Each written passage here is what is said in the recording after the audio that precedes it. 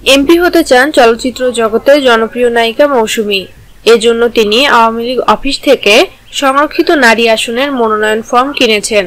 মনোনয়ন ফর্ম কিনতে বুধবার বিকেল 4:45টার দিকে তিনি আওয়ামী লীগের সভাপতির ধানমন্ডির রাজনৈতিক কার্যালয়ে যান। এ সময় মৌসুমীকে ঘিরে সেলফি তোলার হিড়িক পড়ে। এ প্রশ্নের জবাবে সাংবাদিকদের মৌসুমী বলেন, দীর্ঘদিন চলচ্চিত্রে কাজ করেছি, চলচ্চিত্রের মাধ্যমে দেশের জনগণের জন্য কাজ করেছি, এখন রাজনীতির মাধ্যমে জনগণের সেবা করতে চাই। আরেক প্রশ্নের জবাবে তিনি বলেন, মন্ত্রিসভায় যোগ্য নেতাদের স্থান দিয়ে প্রধানমন্ত্রী শেখ হাসিনা চমক সৃষ্টি করেছেন।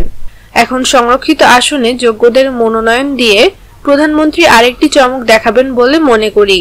অপরদিকে চিত্রনায়িকা অরুণা বিশ্বাস ও নাট্য অভিনেত্রী তারিন জাহানও আজ আওয়ামী লীগ থেকে মনোনয়ন ফর্ম কিনেছেন।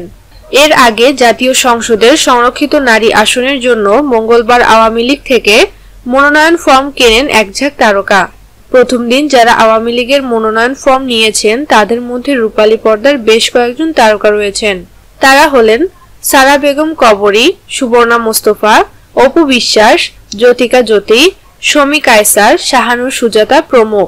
দেশে 350 আসনের সংসদে 50টি আসন নারীদের জন্য সংরক্ষিত।